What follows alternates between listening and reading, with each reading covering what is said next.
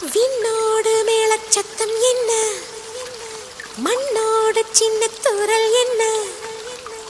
எங்கேதான் சென்றாயோ இப்போது வந்தாயோ, சொல்லாமல் வந்தது போல் இல்லாமல் போவாயோ, தப்பாமல் மீண்டும் சந்திப்பாயோ,